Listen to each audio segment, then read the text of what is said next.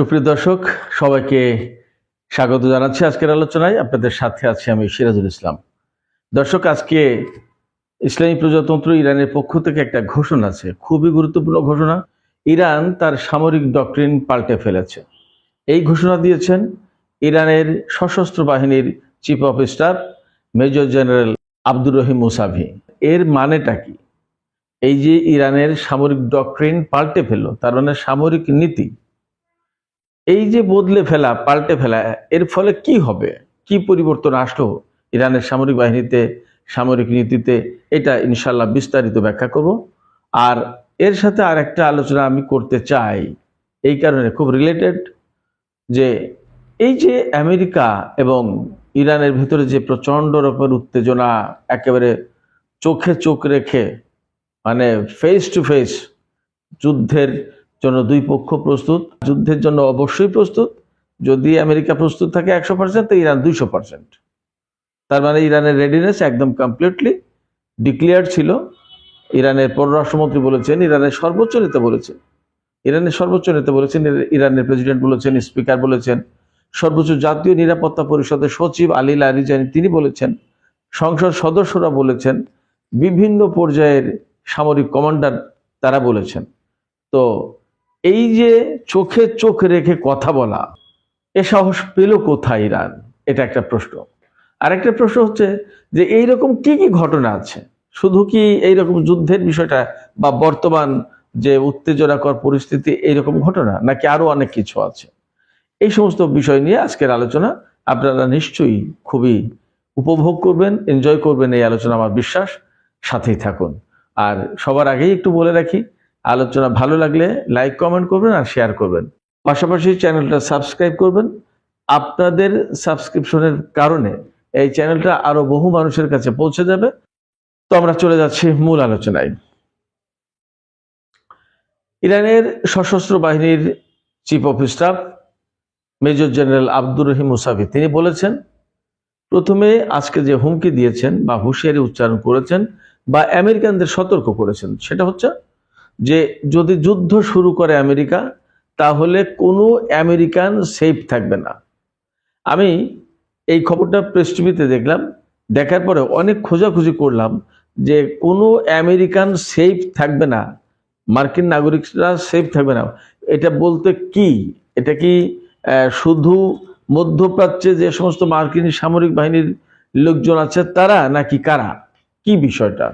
তো এইটা আসলে কোথাও এরকম স্পেসিফিক একদম সুনির্দিষ্ট করে কোনো পরিষ্কার কোনো ধারণা পাওয়া গেল না যে এই হুমকিটা বা এই হুঁশিয়ারি উচ্চারণটা বা এই সতর্ক বার্তাটা কাদের জন্য অ্যাপ্লিকেবল, শুধুমাত্র আমেরিকান নাগরিক বলতে এই অঞ্চলের জন্য নাকি সবার জন্য?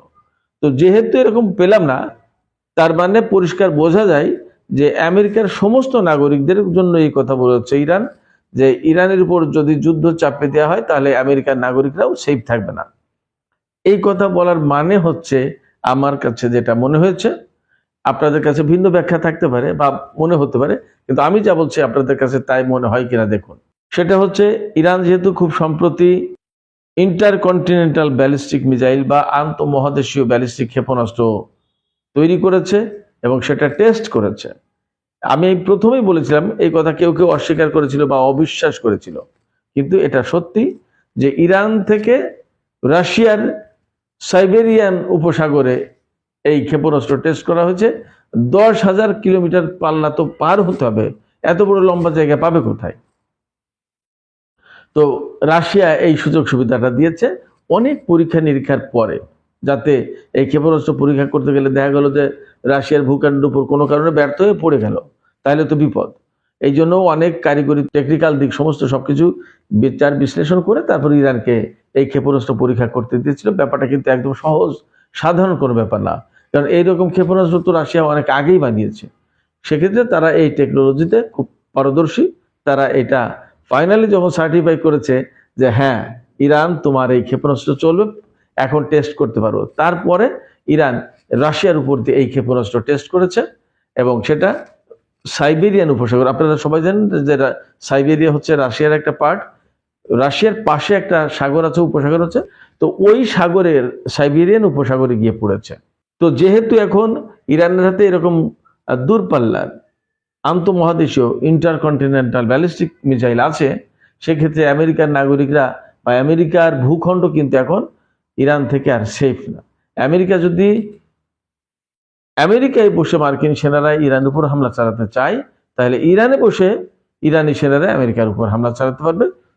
এইটা হলো থিম, আমি যা বুঝতে পারি। পাশাপাশি আরেকটা বিষয়, এটা তো অবভিয়াস অবশ্যই, সেটা হচ্ছে মধ্যপ্রাচ্য অঞ্চল বা ইরান যেখানটাকে তারা মনে করবে তাদের জন্য মার্কিন সেনারা বা মার্কিন ঘাঁটি অনিরাপদ, সেই জায়গায় তারা হামলা চালাতে পারে। I think it. ফলে আমেরিকার নাগরিকরা কোথাও নিরাপদ থাকবে না বলে যে হুঁশিয়ারি উচ্চারণ করেছেন বা সতর্কবার্তা দিয়েছেন ইরানের সশস্ত্র বাহিনীর chief of staff major general Abdur Rahim, সেটা অ্যাকচুয়ালি আমেরিকার জন্য অত্যন্ত ইঙ্গিতপূর্ণ, যথেষ্ট কঠিন এবং কড়া বার্তা বহন করছে। এই বক্তৃতায় মেজর জেনারেল আব্দুর রহিম আরো একটা কথা বলেছেন। আব্দুর রহিম মুসাবি তিনি আরো একটা কথা বলেছেন। তিনি বলেছেন যে ইরান তার সামরিক ডক্ট্রিন পাল্টে ফেলেছে। এখানে সে আসল কথাটা, ইরান তার সামরিক ডক্ট্রিন পাল্টে ফেলেছে, এর মানে হচ্ছে, এবং তিনি বলেছেন একদম পরিষ্কার করে বলেছেন যে ইরান আগে ডিফেন্সিভ ছিল, অর্থাৎ কেউ যদি তার বিরুদ্ধে হামলা চালাতো, আমেরিকা ইসরায়েল বা এরা, তো তখন ইরান নিজেকে রক্ষার জন্য চেষ্টা করত, ঢাল হিসেবে তার প্রতিরক্ষা নীতি বা প্রতিরক্ষা সেকশনকে ব্যবহার করত, মানে নিজের আত্মরক্ষার ব্যবস্থা, হামলার দরকার নেই, নিজে বাঁচি। মেজর জেনারেল আব্দুর রহিম মুসাবি তিনি এখন পরিষ্কার করে বলেছেন যে ইরান এই নীতি থেকে বেরিয়ে এসেছে এবং ইরান এখন অফেন্সিভ নীতিতে গেছে, অর্থাৎ তার সামরিক নীতি হচ্ছে এখন যে কেউ যদি হামলা করতে আসে তাহলে পাল্টা জবাব দেওয়া হবে এবং আক্রমণাত্মক জবাব দেওয়া হবে, সেটা আত্মরক্ষামূলক না, আক্রমণাত্মক, অর্থাৎ শত্রুকে জবাব দিতে হবে, নিজের আত্মরক্ষা করে শত্রুকে জবাব দিতে হবে এবং শত্রুকে পরাজিত করতে হবে। তিনি এইখানে একেবারে ক্লিয়ারলি বলেছেন যে ইরান আমেরিকা এবং ইসরায়েলের বিরুদ্ধে বিজয় ছাড়া কিছু ভাবছে না। তিনি বলেছেন যে আমরা বিজয় ছাড়া আর কিছু ভাবছি না। খুবই বড় কথা, খুবই গুরুত্বপূর্ণ কথা। এই কথাগুলোর মানে হচ্ছে যে এই যে তিনি আরো বললেন যে তিনি বিজয় ছাড়া আর কিছু ভাবছেন না, তিনি মানে ইরান, এর মানে হচ্ছে যে আমেরিকা এবং ইসরায়েল যদি ইরানের বিরুদ্ধে যুদ্ধ করতে আসে বা ইরানের বিরুদ্ধে যদি হামলা চালায়, তাহলে তারা শুধুমাত্র যুদ্ধ করবে না, একেবারে বিজয় অর্জন করবে, অর্থাৎ তাদেরকে পরাজিত করবে। তাহলে পরাজিত করতে হলে কি? তা পরাজিত করার অর্থ হচ্ছে যে তাদেরকে, অর্থাৎ ইরানকে অল আউট ওয়ারে যেতে হবে, সর্বাত্মক যুদ্ধে। তার মানে অ্যাট এনি কস্ট তাদেরকে পরাজিত করতে হবে। তার মানে এই যুদ্ধ হবে, আমরা বলছি এই যুদ্ধ মানে যদি ইসরায়েল এবং আমেরিকা ইরানকে হামলা করতে আসে তাহলে এই যুদ্ধ হবে ভয়াবহ রকমের একটা মারাত্মক যুদ্ধ, বড় যুদ্ধ, এবং সেই যুদ্ধের ভেতর দিয়ে ইরান জয় পরাজয় নির্ধারণ করবে। এবং ইরান তারা তো বলছে পরিষ্কার করে যে তারা জয় ছাড়া কিছু ভাবছে না।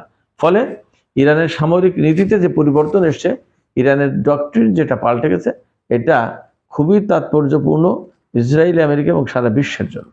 আব্দুর রহিম মুসাবি যে কথা বলেছেন এই বক্তৃতায়, যে ইরানকে এতদিন যারা দুর্বল হিসেবে দেখতো তারা এখন ইরানকে সবল হিসেবে দেখবে, কেমন? ফলে আব্দুর রহিম মুসাবির এই বক্তব্যই ইরানের এই অবস্থান মিডল ইস্ট, সারা বিশ্ব, আমেরিকা, ইসরায়েল সবার জন্য কড়া বার্তা বহন করছে, বিশেষ সতর্ক বার্তা, শক্ত বার্তা দিচ্ছে। এর ভিতরে আর একটা তথ্য আছে, আজকে খুব লেটেস্ট আপডেট, আপনারা এই খবরটুকু জেনে রাখুন। ইরানের পক্ষ থেকে এই যে সাম্প্রতিক যে উত্তেজনা ছিল, এই ব্যাপারে ইরানের পক্ষ থেকে কিন্তু সবসময় একটা কথা বলা হচ্ছিল যে আমরা কূটনীতির ব্যাপারে, সংলাপ আলোচনার ব্যাপারে, বৈঠকের ব্যাপারে আমরা পজিটিভ, আমরা আছি, সম্মানজনক আলোচনা হতে হবে। হুমকি দিয়ে থ্রেটের মুখে আলোচনার কথা বললে ইরান সে আলোচনা প্রত্যাখ্যান করবে, সে আলোচনায় বসবে না। বরং হুমকি যদি দেয় তাহলে হুমকির জবাব দেওয়ার জন্য ইরান 200 ভাগ প্রস্তুত, যুদ্ধের জন্য 200 ভাগ প্রস্তুত। এবং আমরা সবাই জানি যে মধ্যপ্রাচ্যে বা হরমুজ প্রণালীর কাছে আমেরিকা তার রণতরী, বিমানবাহী রণতরী আব্রাহাম লিঙ্কন মোতায়েন করেছে, সেখানে ডেস্ট্রয়ার, ক্রুজার, আরব বিভিন্ন রকম যুদ্ধ জাহাজ মোতায়েন করেছে, বিমান মোতায়েন করেছে। সবচেয়ে ভয়ঙ্কর যুদ্ধ বিমান আমি বলি F-15, F-18, F-22 র্যাপটর এবং F-35। এই 4টা বিমান মার্কিন বাহিনীতে বিশেষভাবে বিবেচিত হয়, বিশেষভাবে। এই বিমানগুলো বিশ্বের খুব কম দেশের কাছে আছে। F-15 সম্ভবত আর কারোর কাছে নেই মনে হয়, ইসরায়েলের কাছে থাকতে পারে বা কিছু দেশের কাছে থাকতে পারে, কিন্তু F-18 এবং F-22 র্যাপটর এই দুটো বিমান বিশ্বের কোনো দেশের কাছে বিক্রি করেনি, আমেরিকা বিক্রি করে না। তো F-16 আছে অনেকের কাছে, F-35 অনেকের কাছে দিয়েছে, কিন্তু F-18 এবং F-22 এই দুটো বিমান কারো কাছে নেই। তার মানে এই বিমানগুলো খুবই গুরুত্বপূর্ণ এবং খুব কার্যকর, মার্কিন বাহিনীর একদম এক্সক্লুসিভ জিনিস। এই বিমানগুলো ইরানের বিরুদ্ধে যুদ্ধ করার জন্য মোতায়েন করেছে, আমরা সবাই জানি। এবং সারা বিশ্ব থেকে সেনা, ট্যাঙ্ক, থার্ড, পেট্রিয়ট এগুলো নিয়ে এসেছে সৌদি আরবে, সংযুক্ত আরব আমিরাতে, কাতারে, জর্দানে, বিভিন্ন জায়গায় মোতায়েন করেছে এবং আরো বিমান এনেছে, সেনা এনেছে। এত কিছুর পরে ইরান কিন্তু ভয় পায়নি, বরং এর মোকাবেলায় ইরান তার ড্রোন, তার মিসাইল, তার ক্ষেপণাস্ত্র প্রতিরক্ষা ব্যবস্থা, electronic warfare, radar jamming system ইত্যাদি সব মোতায়েন করেছে। নট অনলি দ্যাট, মার্কিন সামরিক বাহিনীর নাকের ডোকায় তারা অবস্থান নিয়েছে। কেমন? এই প্রেক্ষাপটে আমেরিকা এবং ইরানের ভেতরে একটা ডিপ্লোম্যাটিক প্রসেস শুরু হয়েছে। এবং আজকে আমি কিছুক্ষণ আগে প্রেস টিভিতে খবর দেখলাম, ইরানের প্রেসিডেন্ট ডক্টর মাসুদ পেজিশকিয়ান তিনি নির্দেশ দিয়েছেন তার প্রশাসনকে আমেরিকার সাথে আলোচনায় বসার জন্য, এবং আমেরিকার পক্ষ থেকে আলোচনার ব্যাপারে একটা তদবির চলছিল। মাসুদ পেজিশকিয়ান যে কারণে নির্দেশ দিয়েছেন সেটা হচ্ছে যে এই যুদ্ধটা এড়ানোর জন্য কাতার, সৌদি আরব, সংযুক্ত আরব আমিরাত, মিশর, তুরস্ক এই 5টা দেশ খুব সিরিয়াসলি প্রচেষ্টা চালাচ্ছিল। এই বৈঠকটা হতে যাচ্ছে তুরস্কের ইস্তাম্বুল শহরে, কারণ তুরস্ক এই জায়গায় সবচেয়ে বেশি সিরিয়াসলি আলোচনার ব্যাপারে বেশি অগ্রগামী ছিল।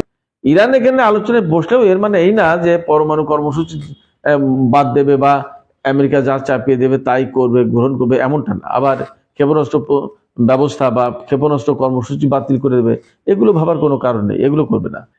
ইরান আলোচনায় বসতে যাচ্ছে বা আমেরিকাও আলোচনায় বসতে যাচ্ছে, কিন্তু এর মানে এই না যে আমেরিকার চাপের কারণে ইরান আলোচনায় বসতে যাচ্ছে, নট দ্যাট। যখন ডিপ্লোম্যাটিক ওয়েতে সুন্দর ল্যাঙ্গুয়েজে বলা হচ্ছে তখন আলোচনায় বসতে যাচ্ছে, এই হচ্ছে পার্থক্যটা। এখন এই আলোচনায় বসার ভেতর দিয়ে যদি একটা সমাধান বেরিয়ে আসে, মোস্ট ওয়েলকাম, আমরা সবাই তাতে খুশি, কারণ আমরা কেউ যুদ্ধ চাই না। যুদ্ধ মানেই মানুষের জীবনহানি, সম্পদের জীবনহানি, বিশ্ব অস্থিতিশীল হয়ে ওঠা, বিশ্বের অর্থনৈতিক অবস্থা খারাপ হওয়া এবং সারা বিশ্বের মানুষ তার ভুক্তভোগী হয়। আমি আপনাদেরকে আর একটু কথা দিয়েছিলাম যে এই যে ইরান আমেরিকার চোখে চোখ রেখে কথা বলছে, এ সাহস পায় কোথায়, কিভাবে সম্ভব? এর জবাব আসলে মূলত রয়েছে কয়েকটা জায়গায়। ইরানিরা কারবালার যে বিষয়টা, সেই বিষয়টাকে খুব সিরিয়াসলি অন করে। তারা সবসময় বলে ইমাম হোসেন একেবারেই একা বিশাল বাহিনীর বিরুদ্ধে তিনি শক্তভাবে দাঁড়িয়েছিলেন এবং তিনি জীবন দিতেও কুণ্ঠাবোধ করেনি, বাট অন্যের কাছে মাথা নত করেননি। শিয়া মাযহাবের লোকজন কারবালার এই চেতনাকে, ইমাম হোসেনের এই শক্ত অবস্থানকে খুব সিরিয়াসলি ওন করে এবং তারা বলে যে আমাদের যে চেতনা, আমাদের যে সাম্রাজ্যবাদ বিরোধী লড়াই, এই যে শক্ত অবস্থান, সেই চেতনা মূলত কারবালার চেতনা। খেয়াল করেন। আরেকটা ব্যাপার হচ্ছে ইসলামী বিপ্লবের মধ্য দিয়ে যখন ইরানের ইসলামী বিপ্লব সফল হলো, তখন তো আমেরিকা, ইসরায়েল এখানে পরাজিত হলো। আমেরিকার মদত পুষ্ট বা তাদের পুতুল সরকার এখান থেকে পালিয়ে গেল, পরাজিত হলো। তারপরে যখন আমেরিকার ভেতরে থেকে, আমেরিকার দূতাবাস থেকে অনেক রকমের ষড়যন্ত্র, নাশকতা করা হচ্ছিল বলে ইরান অভিযোগ করে মার্কিন দূতাবাস দখল করে নিল এবং সেখানকার কূটনীতিকে 444 দিন আটকে রাখলো। প্রথমে কূটনীতিক আটক করা হয়েছিল কিন্তু 66 জন, মানে দূতাবাসের 66 জন ব্যক্তিকে আটক করা হয়েছিল। সেখানে নারী এবং শিশুদেরকে ছেড়ে দেওয়া হয়। পরে পুরুষ কূটনীতিক বা কূটনীতিকের ছত্রছায়ায় যারা গুপ্তচর বৃত্তিতে লিপ্ত ছিল বলে ইরান অভিযোগ করেছিল, তাদেরকে আটকে রাখে 444 দিন। তারপরে আমেরিকা এদেরকে উদ্ধার করে, মানে কূটনীতির মাধ্যমে মুক্ত করে। এই কূটনীতিকদের উদ্ধার করার জন্য আমেরিকা একটা অভিযান চালাতে গিয়েছিল। সেই অভিযান আল্লাহর কি রহমত, কি লীলা খেলা দেখেন। একটা মরুভূমিতে এই অভিযান একদম সব ঝড়ের কবলে পড়ে এবং বিমান, হেলিকপ্টার, গানশিপ ধ্বংস হয়ে যায়। C-130 একটা পরিবহন বিমান ধ্বংস হয়। এলাহি কাণ্ড, একদম অলৌকিকভাবে এগুলো ধ্বংস হয়ে যায় এবং তারা কেউ তেহরানের ধারে কাছে যেতে পারেনি। হ্যাঁ, এই ঘটনাটা আমি আপনাদেরকে একদিন বলবো। এইটা নিয়ে প্রাসঙ্গিক আলোচনা আমি আপনাদের সাথে করব। এরপরে ইরানের উপরে ইরাককে দিয়ে যুদ্ধ চাপিয়ে দেওয়া হলো 8 বছর। তখন ইরানে মাত্র বিপ্লব হয়েছে, সেনাবাহিনী ঠিকঠাক নেই, বিমান বাহিনী নেই, নৌবাহিনী ঠিক মতো নেই, পুলিশ, অভ্যন্তরীণ গোয়েন্দা সংস্থা কোনো কিছুই নেই, একদম ভাঙা সেনাবাহিনী, সশস্ত্র বাহিনী।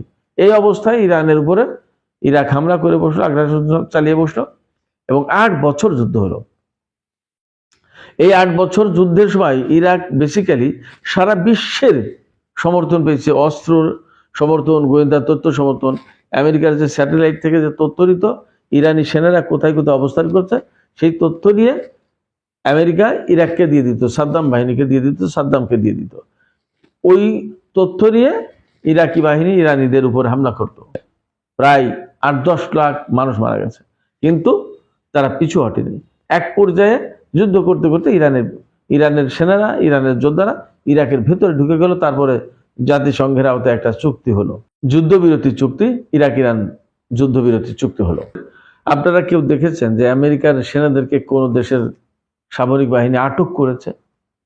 2015 সালের 12ই জানুয়ারি আমি তখন ইরানে, পরমাণু চুক্তির 3 দিন আগের গল্প। পারস্য উপসাগরে একটা জাহাজ নিয়ে, যুদ্ধ জাহাজ নিয়ে, একটা ছোট যুদ্ধ জাহাজ নিয়ে মার্কিন সেনারা ইরানি পানি সীমার ভিতর ঢুকে পড়েছে। ঢোকার সাথে সাথে আটক করেছে। সেখানে 10 জন সেনাকে আটক করলো, 9 জন পুরুষ, 1 জন নারী সেনা, এদেরকে আটক করলো একেবারে সাথে সাথে আটক, এবং তাদেরকে নিয়ে গেল ধরে ইরানের ভেতরে। পরে 1-2 দিন পরে মুক্তি দিয়েছে অবশ্য। কিন্তু এই যে আমেরিকান সেনাদেরকে আটক, ভাবতে পারেন কোথায়? বাহরাইন, যেখানে 5ম নৌবহর, সারা বিশ্বের সবচেয়ে বড় নৌবহর হচ্ছে 5ম নৌবহর মার্কিন বাহিনীর, সেই নৌবহরের নাকের ডোগা থেকে মার্কিন সেনাদেরকে আটক করলো।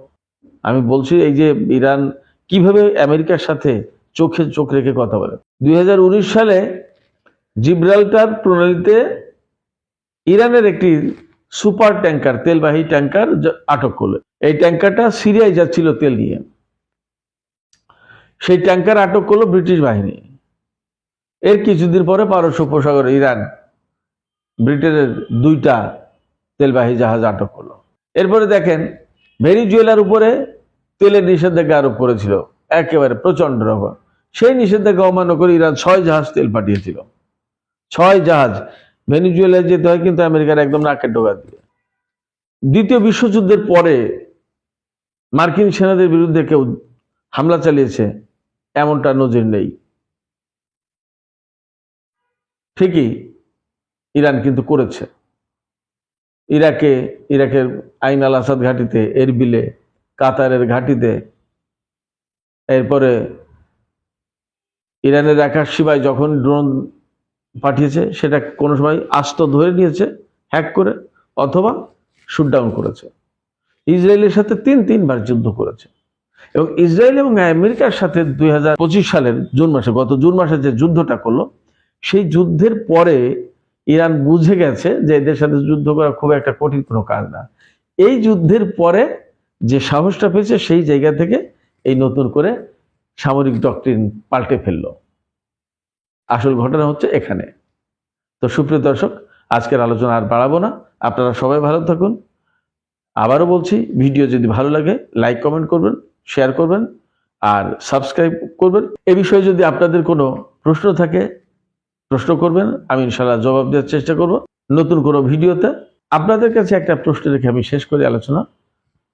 আপনারা কি মনে করেন যে এই যে কূটনৈতিক উদ্যোগ নেওয়া হলো, যার ভেতর দিয়ে ইরান এবং আমেরিকার ভিতরে কোনো পরমাণু চুক্তি হতে পারে, এবং এর ভেতর দিয়ে কি যুদ্ধের আশঙ্কা একেবারে শেষ হয়ে গেল? কি মনে হয় আপনাদের? কমেন্ট করে জানাতে পারেন। আর সবাই ভালো থাকবেন। খোদা হাফেজ।